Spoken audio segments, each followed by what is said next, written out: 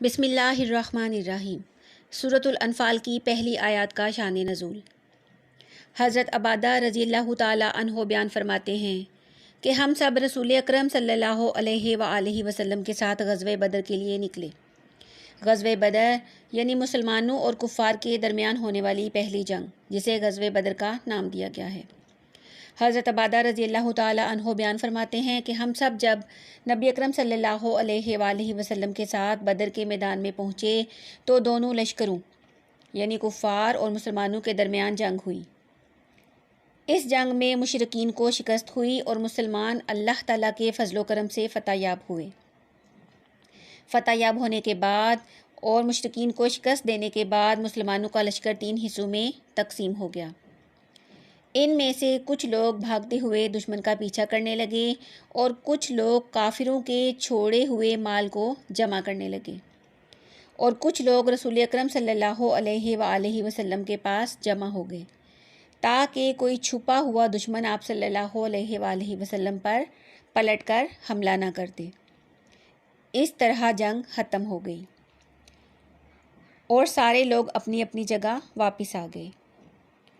چونکہ مسلمانوں کا لشکر 3 حصوں میں تقسیم ہو چکا تھا، اس لیے جن لوگوں نے مال غنیمت جمع کیا تھا وہ کہنے لگے کہ یہ مال یعنی مال غنیمت ہمارا ہے، کیونکہ یہ ہم نے جمع کیا ہے۔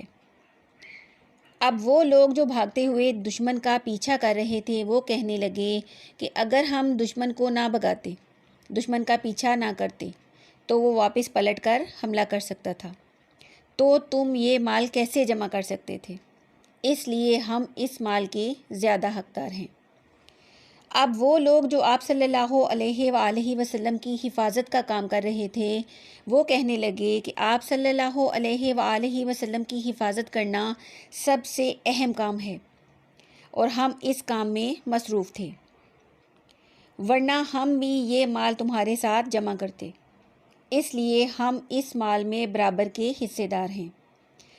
جب صحابہ کرام رضی اللہ تعالی عنہ کی یہ ساری باتیں رسول صلی اللہ علیہ وآلہ وسلم تک پہنچیں تو سورۃ الانفال کی یہ آیات نازل ہوئیں، اور ان آیات میں صاف الفاظ میں بتا دیا گیا کہ مال غنیمت پر پہلا حق اللہ اور اس کے رسول صلی اللہ علیہ وآلہ وسلم کا ہے، اور رسول اکرم صلی اللہ علیہ وسلم اللہ تعالیٰ کے حکم سے اس مال کو جیسے چاہیں تقسیم فرمائیں۔